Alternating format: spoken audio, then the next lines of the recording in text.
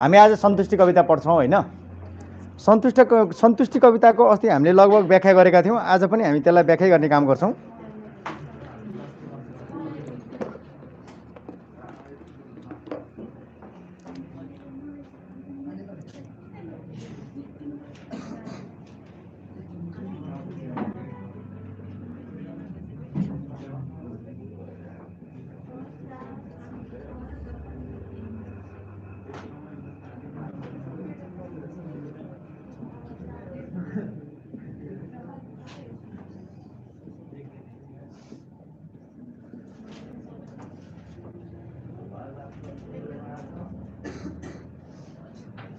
यो सीमा कति नम्बर सोध्दो रहेछ? 4 नम्बर सोध्दो रहेछ है। त्यसैले यो फोमाक्सलाई हामीले ध्यान दिएर व्याख्या गर्न सिक्नुपर्छ है। अस्ति हामीले दुईटा श्लोक हो कि कति पढेका थियौँ। आज हामी बाँकी श्लोकहरूको सबैको व्याख्या गर्न सक्छौँ है। थोरै छ, व्याख्या मात्र गर्ने हो। अस्ति हामीले परिचय लेख्न सिकाइसकेका छौँ योभन्दा अघिल्लो भिडियोमा।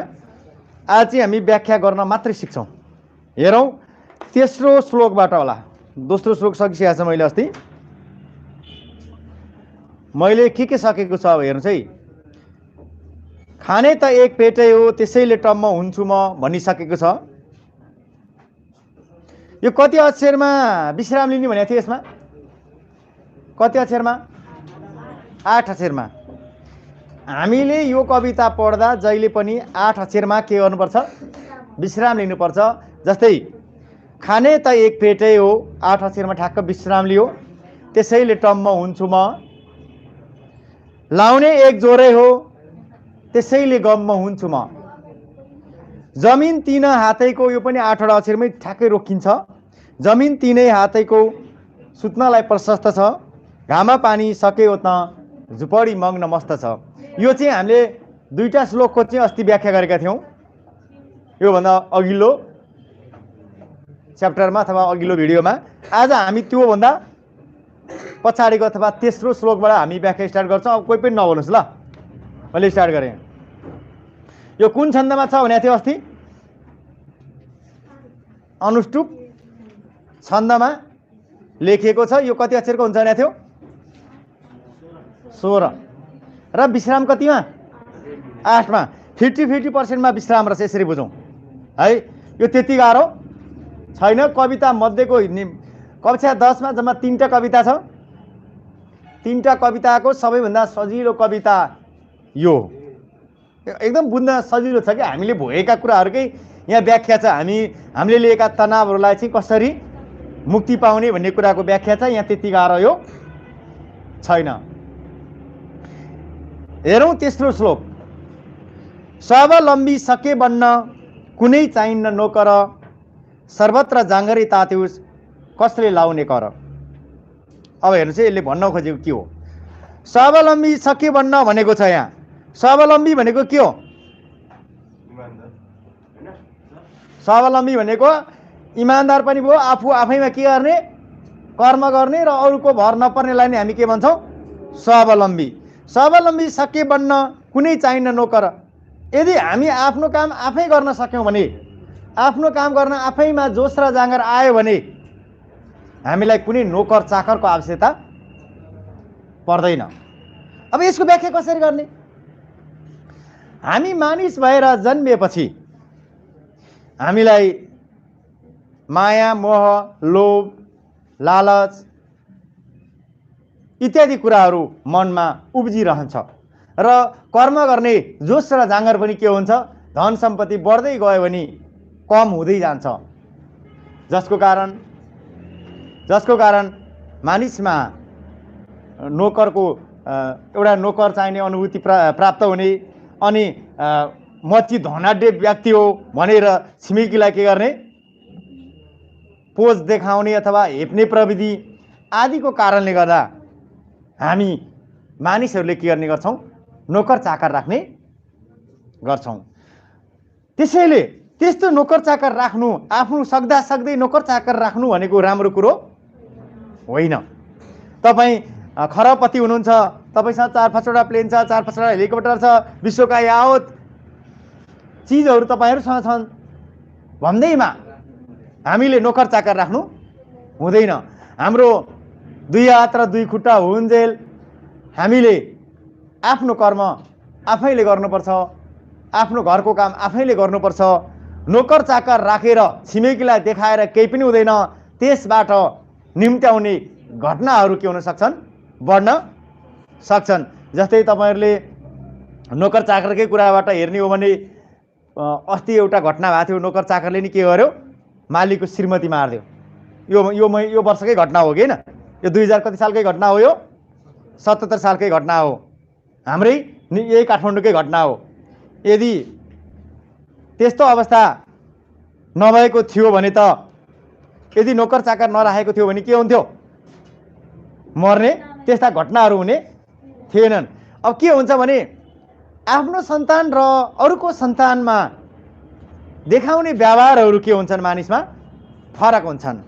अझ उनीहरूलाई नोकर चाकरको हेपाइको प्रविधिले गर्दा पनि उनीहरूले के गर्न सक्छन्, नराम्रो घटनाहरू निम्त्याउन सक्छन्। त्यसैले गर्दा हामीले के गर्नु हुँदैन, कहिले पनि आफ्नै काम गर्न सक्ने हुँदाहुँदै नोकर चाकर राख्न आवश्यक छैन। क्लियर छ यो कुरो? यो लेख्न सक्नुहुन्छ नि तपाईँले।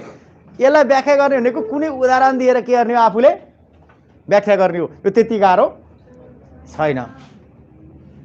अब हामी आफै काम गर्न सक्छौँ भने किन अल्छी गर्ने, किन नोकर राख्ने, किन चाकर राख्ने, किन समाजलाई देखाउने। तिमीहरूलाई नोकर चाकर राख्दैमा कसैले त्यसलाई माला लगाइदिएन के, बरु त्यो नोकर चाकरले चाहिँ के गरिदिन्छ, उसलाई घटना कुनै न कुनै घटना निम्ति, सबै त्यस्तो नहोला तर केही पर्सेन्टले चाहिँ के गर्छ, त्यस्तो कार्यहरू गर्छन्। किनकि उसको पनि हेपाइको प्रविधिहरू थिए, जसको कारण उसले पनि के गर्यो, त्यस्ता कार्यहरू गराइदिन्छन्। त्यसैले गर्दा हामीले के गर्नु हुँदैन, आफूले आफ्नो काम आफै गर्नु पर्छ, अनि मात्र हामी के हुन सक्छौँ, सफल हुन सक्छौँ। हामीले अमेरिकाबाट हेर्न सक्छौँ त्यस्ता घटनाहरू। ठुला ठुला राष्ट्रपतिहरू पनि के गर्छन्, डिपार्टमेन्ट स्टोरमा गएर काम गर्छन्। हाम्रो देशमा चाहिँ राष्ट्रपतिनीहरू के गर्छन्, म ठुलो हो भन्छन्, सरकारको भत्ता नमरुन्जेलसम्म खान्छन् र देशको लागि केही पनि गर्दैन। उनीहरू जाहिर खानु हुँदैन रे, उनीहरूले एकपल्ट पद पाइसकेपछि। तर अरू देशमा त्यस्तो छैन। आज राष्ट्रपति पद खुस्क्यो भने भोलि गएर जाहिर खोज्छन्। तर हाम्रो देशमा के छ, आज राष्ट्रपति पद खुस्क्यो भने भोलि महल खोज्छन्। म राष्ट्रपति भएन, मलाई महल चाहियो, सुरक्षाकर्मी चाहियो भन्छन्। तर अरू देशमा त्यस्तो छैन। त्यसैले गर्दा हामी आफैमा के हुनुपर्छ, स्वावलम्बी बन्नु पर्छ। हामीलाई कुनै नोकर चाकरको आवश्यकता पर्दैन। अनि चाहिँ सर्वत्र जाँगरै तात्योस् कसले लाउने कर। हामी मानिस भएपछि भित्रैदेखि जोस र जाँगर पैदा हुनुपर्छ। केबाट रे? भित्रैबाट। हामीलाई भित्रैबाट जोस जाँगर पैदा छ भने हामीलाई कसैले कर लाउनु पर्दैन। उदाहरणको रूपमा यदि तिमीहरूलाई पढ्ने इच्छा भित्रैदेखि जागरुक भएको छ, भित्रैदेखि इच्छा छ भने तपाईँहरूलाई बिहान 5 बजे उठाएर दाई दिदी बुवा मम्मीले ए उठ न पढ्न जा भन्नु, उज्यालो स्कुलमा पढ्न जा, ए उठ फास्ट उठ भन्नु पर्दैन। किन पर्दैन? भित्रैदेखि जोस र जाँगर छ भने उसले चिया बनाइकन ल्याइकन खाइकन ऊ के गरिसक्छ, ड्रेस लगाइकन रेडी भइसक्छ क्या, उसलाई उठाउनु पर्दैन के। तर भित्रैदेखि जाँगर छैन भने के गर्छ, अब बाबाले कर लाउनु पर्ने हुन्छ। कर लाउँदा पनि ऊ के गर्छ, आउँदै कतातिर बाटैतिर बसिदिन्छ, यहाँ नआउन पनि सक्छ। किन आएन यहाँ भन्दा उसलाई भित्रैदेखि के छैन, जोस र जाँगर छैन भने जसुकैले जेसुकै गरे पनि उसले केही पनि काम गर्दैन। त्यसैले हामीले भित्रैबाट के गर्नुपर्छ, जोस र जाँगर ल्याउनुपर्छ, निकाल्नुपर्छ, अनि मात्र प्रगति उन्नति हुँदै जान्छ। तपाईँलाई याद होला, म आफै पनि ठ्याक्कै 6 बजे यहाँ आइपुग्छु, कसैले उठा पनि हुँदैन, बरु अरूलाई चाहिँ म उठाएर आइरहेको हुन्छु। भने मतलब भित्रैदेखिबाट के हुनु पर्यो, इच्छा हुनु पर्यो। ओहो विद्यार्थी 6 बजे आइपुग्छ, तिनीहरूलाई पढाउनु पर्ने हुन्छ। तिनीहरूले आएनन् मेरो ढोका ड्याङ गरेर हान्लान्, कोही त आवारा पनि छन् है भनेर म के गर्छु, बेलुकैबाट प्रिप्लान गरिसकेका हुन्छु। भित्रैबाट इच्छा हुन्छ बिहान 6 बजे चाहिँ उहीँ पुग्नुपर्छ भनेर, ठ्याक्कै यहाँ आइपुगेको हुन्छ। ढिलो भयो भने 1 मिनट होला, धेरैमा 2 मिनट कहिले काहीँ जाम भयो भने, नत्र हुँदैन क्या। किनकि हामीमा के हुनुपर्छ, भित्रैबाट जोस जाँगर इच्छा भयो भने हामीलाई कसैले पनि कर लाउनु पर्दैन। तिमीहरूको पनि पढाइमा भित्रैबाट जोस जाँगर छैन जस्तो लाग्छ। किनकि आइसकेपछि यहाँ मोबाइल हेलो हेलो भनिरहेको थिएँ, मैले त्यहाँबाट बोलिरहेको छु, सुने छैन उसको, ठिक छ साथीलाई बोलाउने होइन नि त, उसलाई जोस जाँगर छ नि ऊ आफै आउँछ। तिमीले बोलाएर कर लाएर आउनेहरू पढ्न, या तिमीले बोलाएर कर लाएर बोलायो भने विद्यार्थी यहाँ आएर हल्ला गर्छ। त्यसैले कुनै पनि विद्यार्थीलाई कर लाएर पढाउने होइन।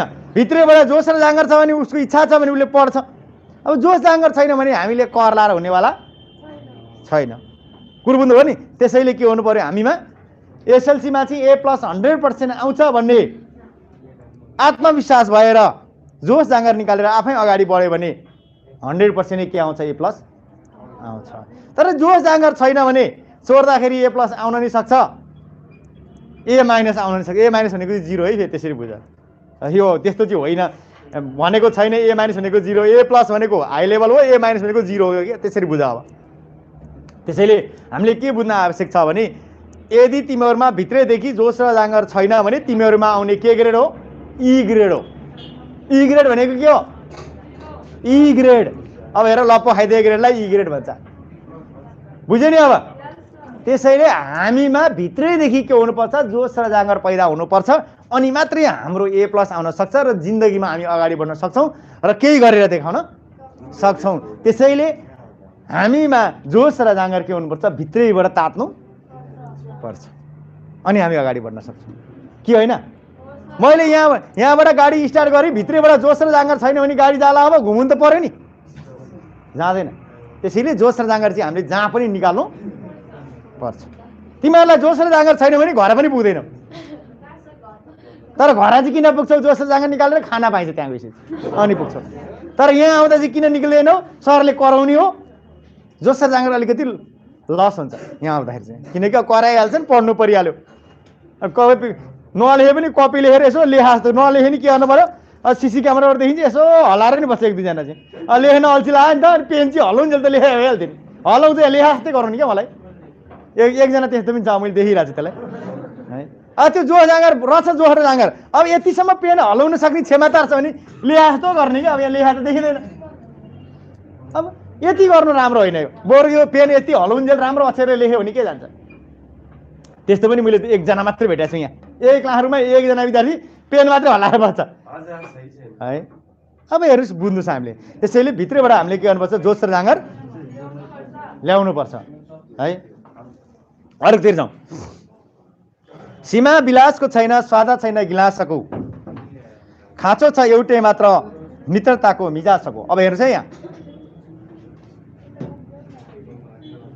सुनो है त, अब यसले के भनेको छ, सीमा विलासको छैन रे, सुख शैल र मोज मस्तीको कहिले पनि सीमा हुँदैन रे। फेरि मैले यसको उदाहरण बुझाउँछु है, अब व्याख्या गर्नतिर जानुहोस् फेरि, फेरि बोल्न थाल्नु भने गयो जिन्दगी। यता हेर्नुहोस् है, हाम्रो मोज मस्तीको सीमा हुँदैन। हेर्नुहोस् है, अब म एउटा कुरा बताएँ मैले, मोज मस्तीको हाम्रो सीमा हुँदैन। उदाहरणको रूपमा मलाई एक जोर लुगा लाउन पाए कति मजा आउँथ्यो भन्ने एउटा भित्री इच्छा थियो। एक जोर लुगा लाएपछि फेरि के भयो, ओहो फलानाले लाएको जस्तो लुगा लाउन पाए पो हुन्थ्यो भन्न थाल्यो फेरि। अब हेर्नुहोस् है, मोज मस्तीको सीमा हुँदैन। त्यो लायो फेरि के भन्छ, ओहो यो होइन नि विदेशको हिजो लुगा लाएको त्यस्तो पो लाउन पाए हुन्थ्यो भन्छ। अब हेर्नुहोस् है, अब त्यसलाई सन्तुष्ट कहाँबाट हुँदो रहेछ, त्यो पनि लायो उसको, त्यो पनि उद्देश्य के भयो, पुरा भयो। फेरि के गर्छ, हेत्तेरिका अर्को ठाउँमा हेरेको त्यस्तो पो रहेछ, यो त खत्तम पो रहेछ भन्छ, फेरि अर्को खोज्छ, खोज्दा खोज्दै कहाँ पुग्छ, जहाँबाट आएको थियो त्यहीँ पुग्छ। तर उसले कहिल्यै पनि के पाउँदैन, आनन्द पाउँदैन। त्यसैले हाम्रो जिन्दगी विलासको जिन्दगीको नि सीमा हुँदैन। आज हायत होटेल गएर खाथ्यो, उसको इच्छा थियो हायत होटेल गएर आनन्दसँग डिनर गर्ने, त्यहाँ गएर डिनर गरेर आइसकेपछि बेलुका के भन्छ, हे तेरिका हायत होटेल पनि ठिक रहन्छ, अब अमेरिकाको कुनै एउटा होटेल जानुपर्ने भयो भने सोध्छ। अब त्यसलाई विलासको जिन्दगी कहिले पनि के हुँदैन, त्यसको एउटा अवधि हुँदैन अथवा त्यसको सीमा हुँदैन। उसले कहिले पनि मलाई पुग्यो भन्ने हुँदैन। त्यसैले हामीले के गर्नुपर्छ, जसरी एउटा गिलासको स्वाद हुँदैन, गिलासको स्वाद छ, एकछिन हेर्नुहोस्, गिलास त मैले धेरै स्ट्यान्डर्ड गिलास 1 करोडको गिलास लिएर आउनुभयो, त्यो गिलासको स्वाद हुने होइन। त्यहाँ हाल्ने वस्तुको, त्यहाँ हाल्ने चिजको, त्यहाँ हाल्ने तरल पदार्थको मात्रै के हुने हो, स्वाद हुने हो। त्यसैले जसरी एउटा रितो गिलासको खराबौँ पर्ने गिलासको स्वाद हुँदैन, त्यसै गरी हाम्रो विलासको जिन्दगीको पनि के हुँदैन, सीमा हुँदैन, यसको चाहिँ यति भए पुग्छ भन्ने सीमा हुँदैन। त्यसैले हामीले के गर्नुपर्छ, सन्तुष्टि जे छ त्यसमा लिनुपर्छ। एउटा कार किन्न पाए हुन्थ्यो भने 40 लाखको कार किन्थ्यो बाउले, भोलिपल्ट के भन्छ, उता डोनाल्ड ट्रम्पको जस्तो कार भए पो हुनु गोली हान्दा पनि नभने। त्यसलाई कसले गोली हान्नु, तिमीहरूलाई बेकार, तिमीहरू ठुलो मान्छेहरू सेलिब्रेटीहरू गोली हान्न। अब उसले के सोच्यो, अब विलास सीमा रहेछ, जिन्दगीको मोज मस्तीको रहन्छ नि। अब त्यो बुलेट भयो भने फेरि के सोध्ला त्यसले, त त्यस्तो पनि होइन, आकाशमा उड्ने भए पो हुनु, थिच्ने बित्तिकै भन्छ फेरि। अब जे हुँदा नि सुख छैन। त्यसैले जसरी हाम्रो मोज मस्तीको सीमा हुँदैन, त्यसै गरी गिलासको पनि स्वाद हुँदैन। त्यसैले गर्दा हामीले जिउन आफैले सिक्ने हो, अरूले सिकाउने होइन। हामी जुन जिन्दगीमा जिइरहेका छौँ, जुन जिन्दगीमा बाँचिरहेका छौँ, त्यही जिन्दगीमा हामीले बाँच्न सिक्नुपर्छ। यसमा तनाव लिएर हुनेवाला केही छैन। कुरो बुझ्नु भने त्यसैले हाम्रो मोज मस्ती गर्नेको सीमा नभएकै कारण र गिलासको स्वाद नभएकै कारण हामीले पनि के गर्नुपर्छ, सन्तुष्टि लिन सिक्नुपर्छ कि होइन? थाहा हुनु पर्यो है यो कुराहरू। खाँचो छ एउटै मात्र मित्रताको मिजासको, तर गिलासको नि स्वाद छैन रे, आनन्दको नि स्वाद छैन रे, मोज मस्तीको नि सीमा छैन रे, तर खाँचो एउटै छ, के को? मित्रताको र मिजासको। मिजास भनेको के हो? राम्रो बानी, वचन, शिष्टाचार, राम्रो आचरण हुनु र मित्रता हुनु नै के हो रे? सबैभन्दा ठुलो सन्तुष्टि हो रे। के हुनु पर्यो? हाम्रो राम्रो आचरण, बोलीमा मिठासपन, शिष्टाचार, भाषाहरूको प्रयोग आदिले गर्दा मात्रै हामी के हुन सक्छौँ? मित्रता पाउन सक्छौँ, नत्र भने मित्रता गुमाउन पनि सक्छौँ। त्यसैले हामीमा के हुनु पर्यो? मिजासको भाव हुनु पर्छ, जताततै मित्रता हुनु पर्यो, अनि मात्र हामी बाँच्न सक्छौँ। उदाहरणको रूपमा कहीँ भाले खाने मित्रता होस्, कहीँ गुन्द्रुक खाने मित्रता होस्, हो कि होइन, कहीँ सागपात खाने मित्रता होस्, अनि पो जिन्दगी हो त। मित्रता सबै डमाडोल पार्यो भने तिमीहरूले आफूले कमाइले जे खाने हो त्यही हो। त्यसैले मित्रता बनाउनु आवश्यक छ। हाम्रा विद्यार्थीहरूले चाहिँ कस्तो खालको मित्रता बनाउँछन् यहाँ हेर्नुहोस् त। कहिलेकाहीँ होटेलमा लगाएर खाइदिने मित्रता बनाउँछन्, कहिलेकाहीँ स्वाटा एक सरको मात्र दिँदा पनि सन्तुष्टि हुने मित्रता बनाउँछन्, कसैले स्वाटा एक गिलास तान्ने मित्रता बनाउँछन्। यो मित्रता राम्रो होइन। यो मित्रता के हो? धेरै दिनलाई टिक्दैन। यो धेरै दिन टिके, 2 दिन टिक्छ, 1 दिन त्यसको तान्यो भने भोलिपल्ट तैँले तान्नुपर्छ भन्न थाल्छ, तैँले दिनुपर्छ भन्न थाल्छ, अनि मित्रता के हुन्छ? टुट्छ। यस्तो मित्रता राम्रो होइन। कुरो बुझ्नु भने स्वाटा गिलास लाउने, स्वाटा एक सरको तान्ने र होटेलमा लगाएर कसैले खाजा खुवाउने मित्रता, यो मित्रता होइन। मित्रता कस्तो खालको मित्रता होस्? मिठो बोली होस्, शिष्टाचार भाषा होस्, उसले आफ्नो आचरण साथीले पनि अर्कोलाई लगाएर सिकाओस् राम्रो, त्यो हो मित्रता।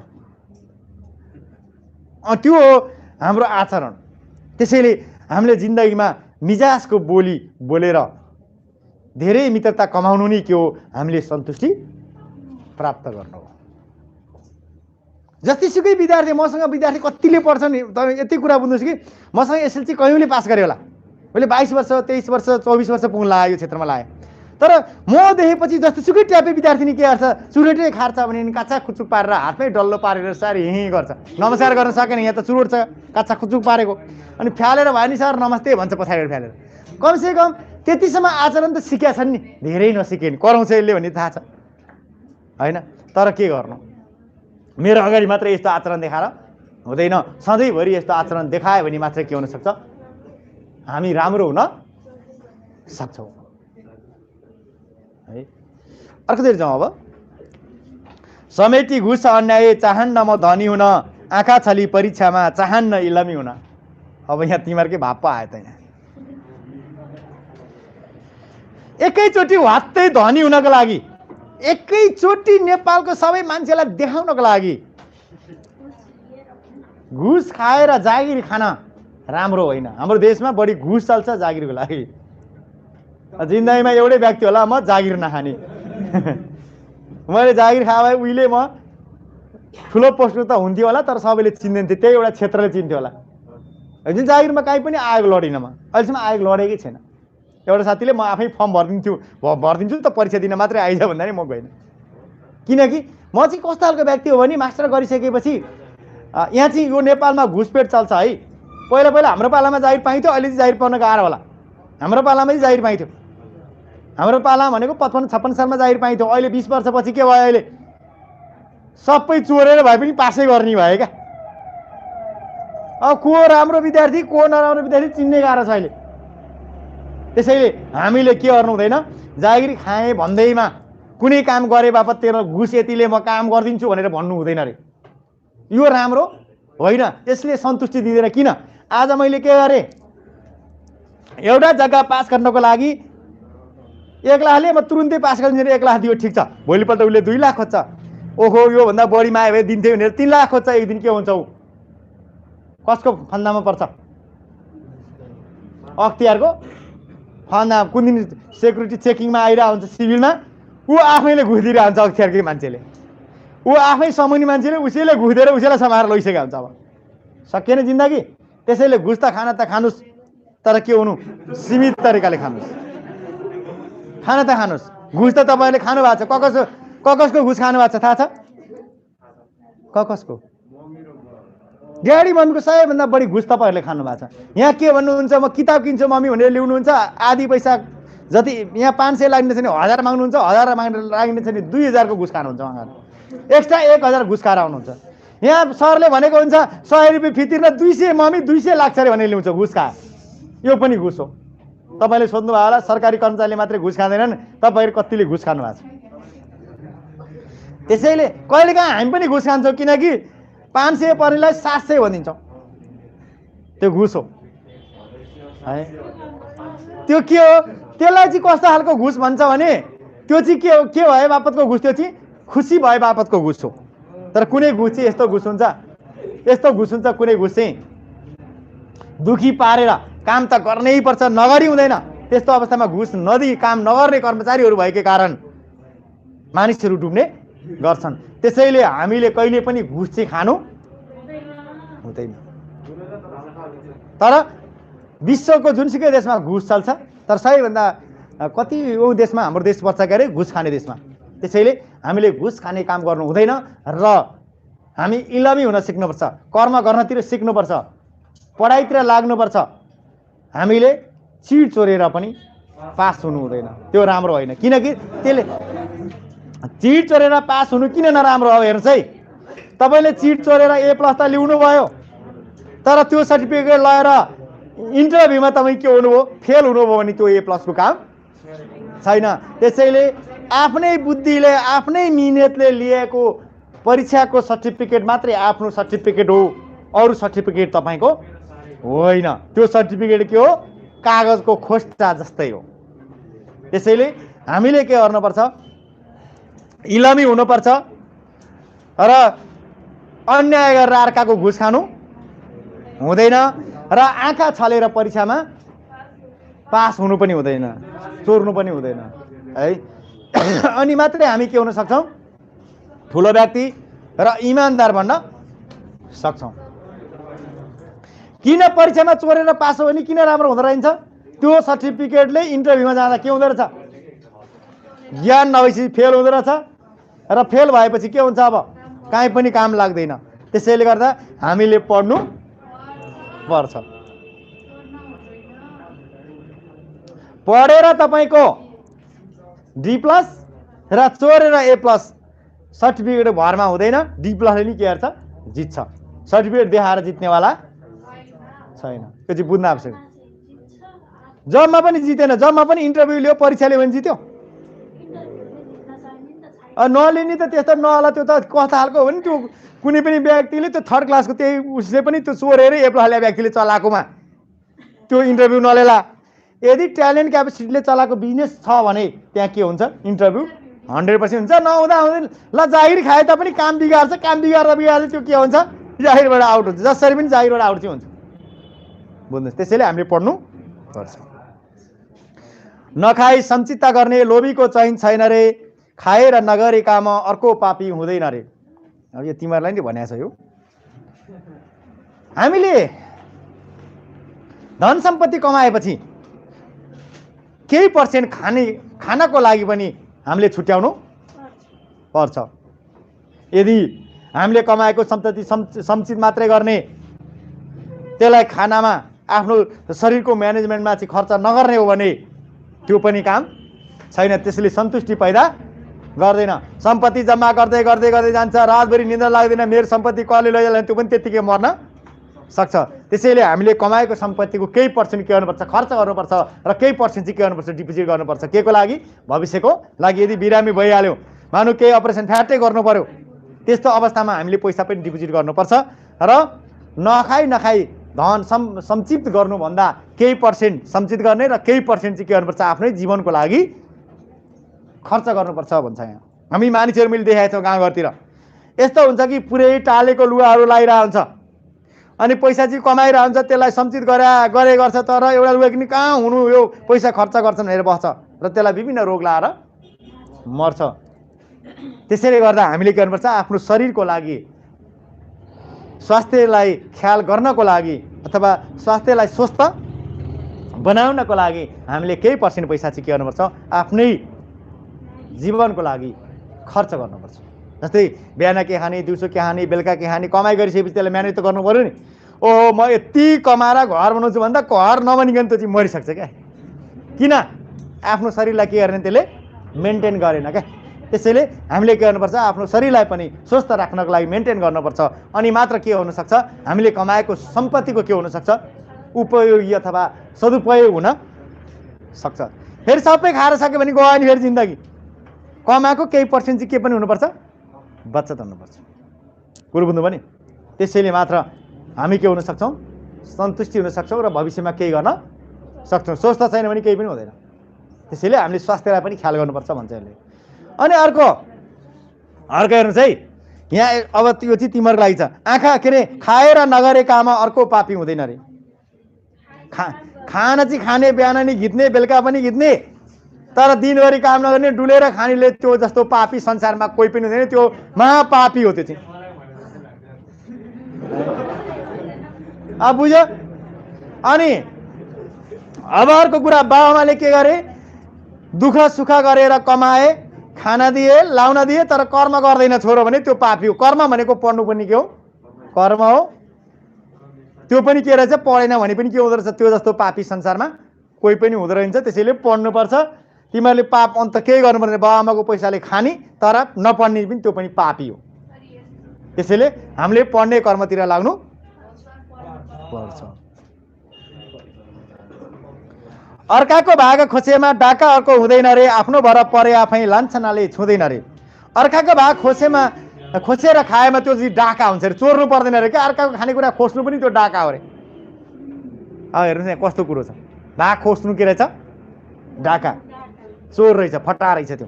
त्यसैले हामीले अरूको भाग खोसेर खानु हुँदैन। हामी आफै के हुन्छौँ त, अरूको भाग खोसेर खाँदा हामी सन्तुष्टि हुने होइन, हामीलाई ग्ल्यानी फिल हुन्छ, जसको कारण हामी के हुन्छौँ, सधैँ अर्काको भाग खोज्ने लतमा फस्छौँ, जसको कारण हामी आफ्नो कर्म गर्दैनौँ अनि कुकर्मतिर लाग्छौँ।